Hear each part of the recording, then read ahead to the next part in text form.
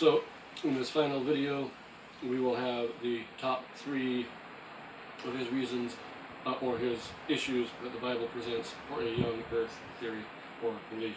So, without further ado, let us get into it. Number 3. Genesis 1:28. As noted before, young earth believers say before the fall, the earth was blissful and perfect, with no death or suffering. But Genesis 1:28 suggests the opposite was true. Humanity is told to subdue the earth and have dominion over all animals. In Hebrew, these words are extremely harsh. The first word is used of war conquest and enslavement. The second word refers to ruling harshly over someone, or oppression. So God is telling humans to make a warlike conquest on the earth because it needs subdued, implying the earth wasn't perfect and humanity was elected to transform the earth into a better place. But to do that meant tackling the harsh environments forcefully. The scholar Joshua John Van E notes the use of the second word for ruling over the animals seems to suggest humans had the right to use animals for any purpose, like food and clothing, implying they already had the right to kill and eat animals. But this means the command from God implies the earth was not a perfect, blissful creation. Instead, this verse implies the earth was chaotic and needed order brought to it. Also, humans seem to be given the right to kill animals, implying death was already in existence. Number 2. Abrupt. Let's pause that there again. Again, we talk about implications, or this could mean this could mean that, it implies it because they want it to imply it, quite honestly. God gave man dominion over the earth, over the animals, over the plants. In the Garden of Eden, there was no death, everything was perfect, but man still had the dominion. He was still over the animals and plants. He could use them how he saw fit. Not to abuse or mistreat them, but, but more importantly, this is God giving a command for the future, because he knew what was happening. See, to say that the fall of Adam was not a surprise to God, it was part of the plan. And again, this is a part where the LDS very disagree with the rest of Christianity. And that we believe that the fall was necessary. It was part of the plan. God was prepared for it. Because you can't frustrate God. God's plans will always happen. Therefore, if it did happen, it had to have been the intention of God that it did. So God tells Adam and Eve, he gives them 2 commands. He actually gives them 2 commands: to replenish the earth, multiply and replenish the earth, and not eat the tree, not eat the forbidden fruit. He's giving them dominion. He's not commanding them to take dominion. He is giving them dominion. He is turning over his authority over the earth to man. Or what we call giving them the stewardship of the earth. That's not a commandment. That's just him handing over that stewardship. There are many other commandments that go along with us to explain to us how we are to handle that stewardship. But the fact that we have that stewardship is not a commandment, it is simply a given. It is simply a given stewardship to us. Now the last point they make, that death already existed before the fall, no it didn't. Again, this is where we get the trouble of selectively quoting without taking the Bible in its totality. Because it states right here, Paul, in 1 Corinthians chapter 15, he gives his wonderful discourse on the resurrection. Let's see, where is it? Right here, verse 21. For since by man came death, by man came also the resurrection of the dead. For as in Adam all die, even so in Christ shall all be made alive.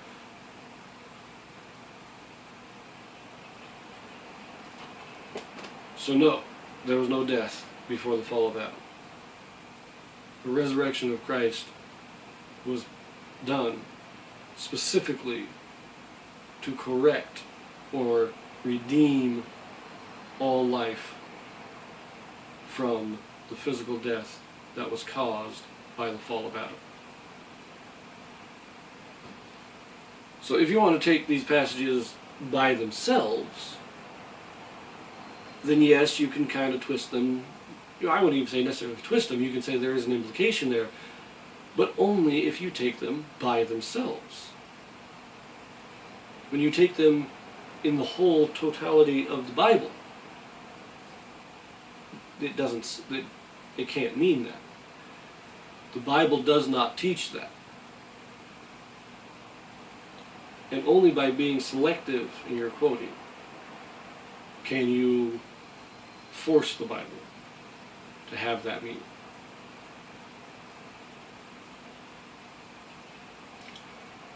But again, and I will repeat this on many of these things, what does it have to do with how old the earth is?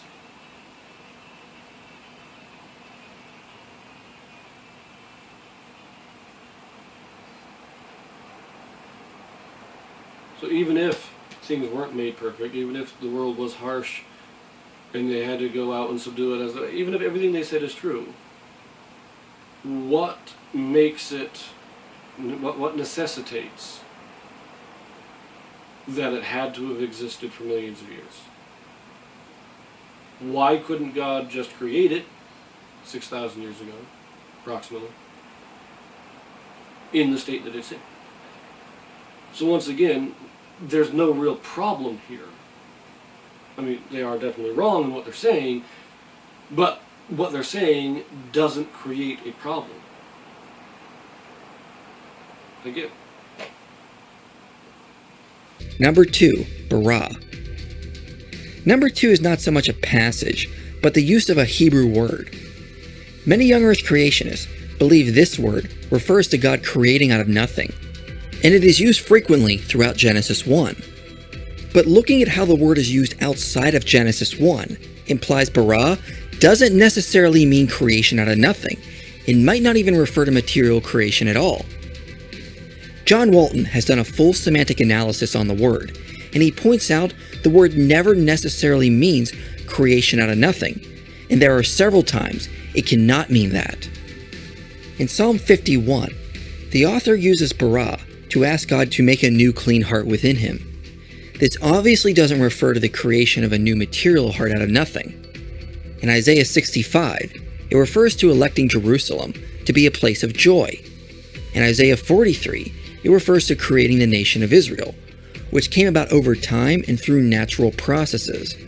In Ezekiel 21, it refers to making a sign. It is even used to refer to David not eating food.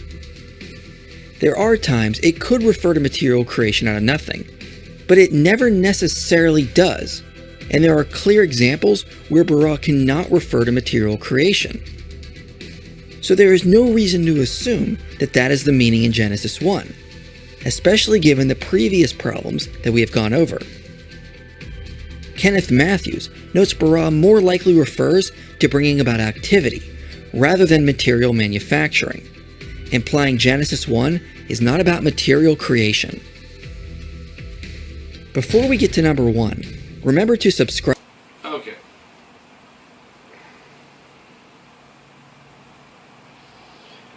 A couple of notes here.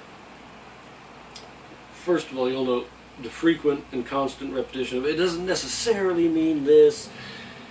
It might mean this. It doesn't have to mean that. But he never actually points to any indication why it can't mean this. And so once again, he fails to actually establish a problem. So, and he says at the end there's no reason for us to accept that it does mean this, but there's no reason to accept that well, at least he doesn't give us a reason to accept that it doesn't. He just says that because we don't have to think it does, then we should think it doesn't. Again, there's no logic in that. Now, on this particular point, I actually agree with him. I know the word, I know its use, and it is actually a word used by Joseph Smith in some of his discourses to refute the claim of creation of nothing, out of nothing, or what's called creation ex nihilo. And if you're going to use it, then I like what Joseph Smith's word is. If it always means an organizing force, not a creation, but an organizing of previously had material in every place else, then shouldn't we also think that it is in this? Just, more or less asking, why do we believe, or why does anybody believe in creation out of nothing? Because of this. But I will actually cut that out. Never mind. But yeah, so I actually agree. But I actually agree with him on this. The LDS Church does not teach a creation out of nothing. We believe, and it is stated in our scriptures, not directly in the Bible, but actually we believe it is directly in the Bible because of this word.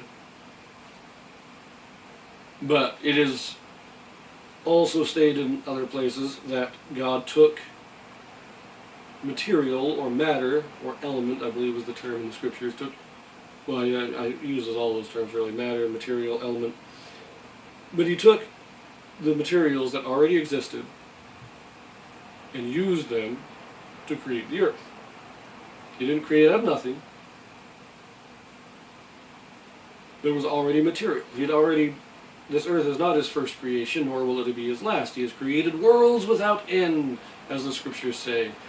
Many before, and there will be many after. And each time he takes material that already exists and uses it to build an earth. So we agree with that. But again, on a final note, what does that have to do with the age of the earth? Just because God is not creating out of nothing does not mean that he didn't build the earth 6,000 years ago. Or at least that the fall didn't happen 6,000 years ago. So again, there's no, whether you believe, he gives no clear reasoning on why you shouldn't believe in creation out of nothing. And he gives no real connection between this and the age of the earth.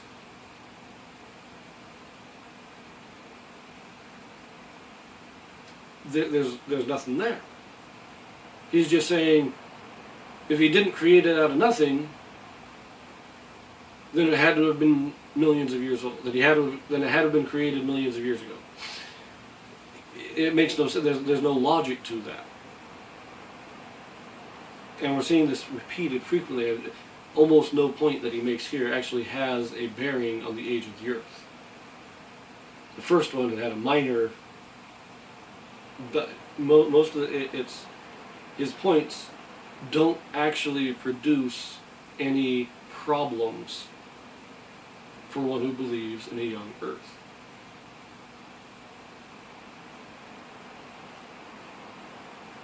Anyways, we're going to pause again. Excuse me.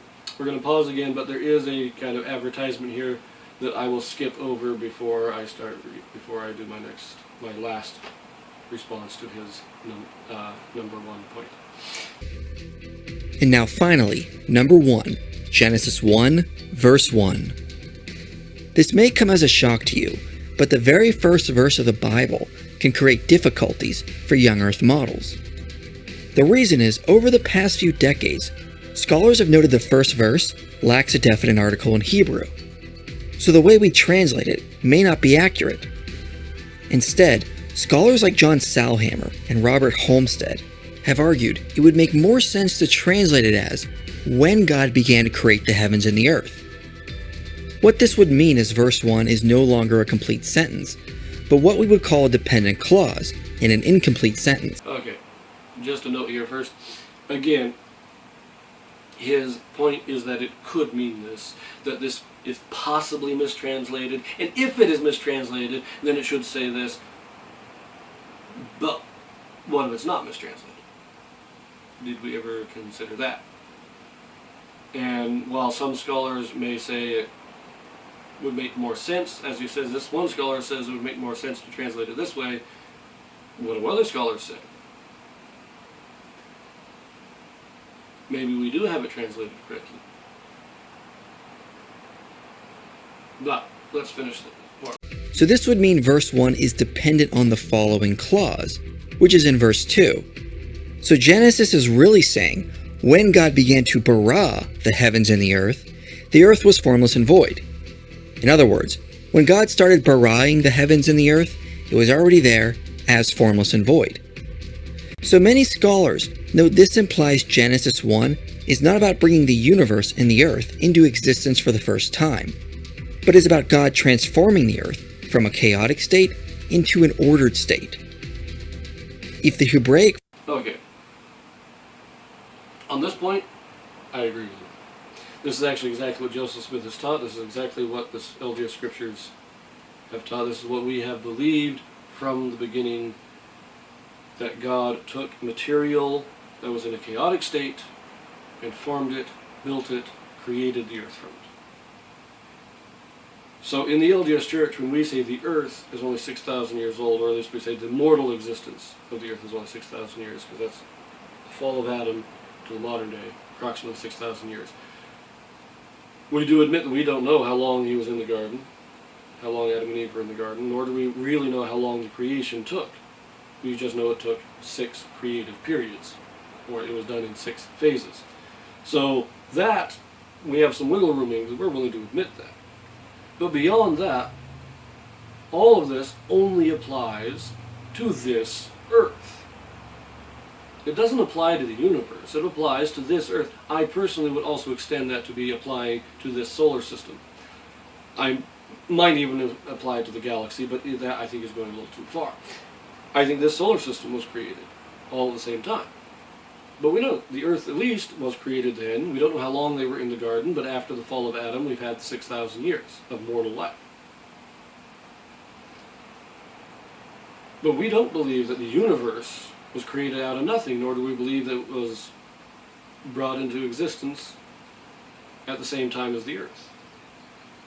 There was already stuff in existence. We believed in, as I said in the previous one, worlds without number. God created many worlds before this, and he will create many worlds after this, and he will always create them out of pre-existing material. So on this point, he's right. The earth, that actually is, matter of fact, Joseph Smith stated specifically that is what the opening passage of Genesis means, that God took chaotic matter and formed it into the earth. I'm actually kind of, it's fun to see modern scholars begin to agree with the prophet who said this, almost 200 years ago now. But again, what does that have to do with the age of the earth itself? Now, if you're talking about the age of the universe, now you have a little bit of a problem. I agree with you there. But there's no problem for the age of the earth.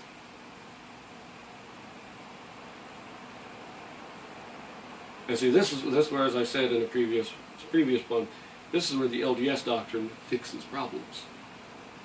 Because there is a difficulty here, or if you believe that all existence was brought into being out of nothing. Now we have an issue. It is just a small issue, but it is an issue.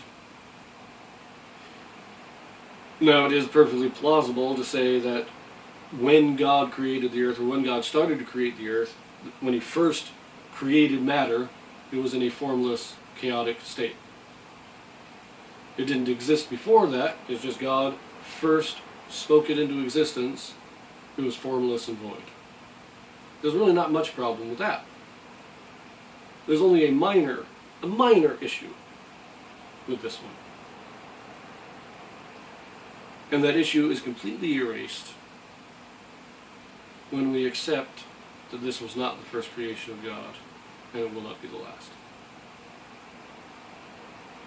But let us finish the video. The form of verse 1 and 2 implies the earth was already there existing before the creation week. Then the text supports an extended period of time prior to this and is not actually stating the absolute beginning point of our universe. Now I know some of these points might come as a shock to you, but we are not arguing this creates problems for the biblical worldview, just for young earth models that claim to be based on biblical texts.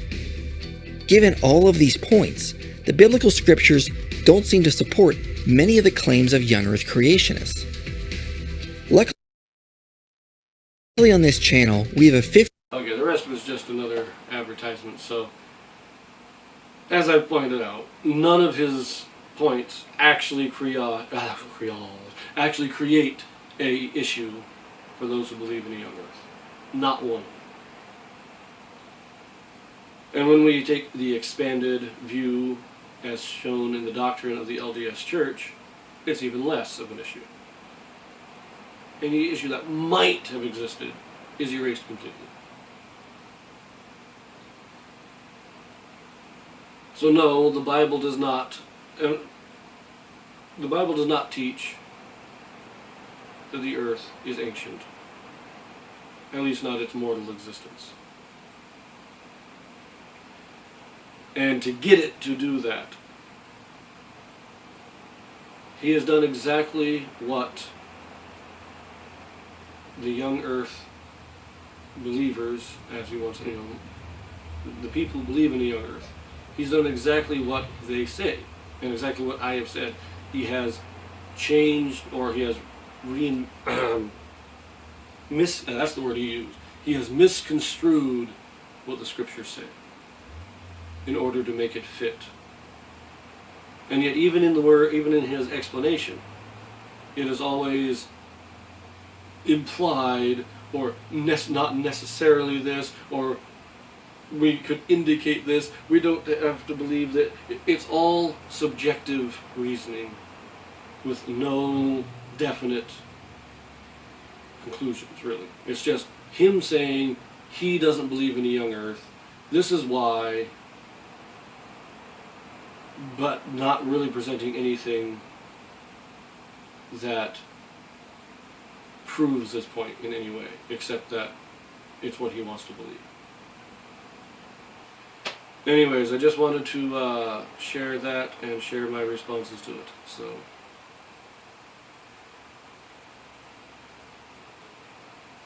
tune in for my next video, which will be my next response to the CES letter. Thank you.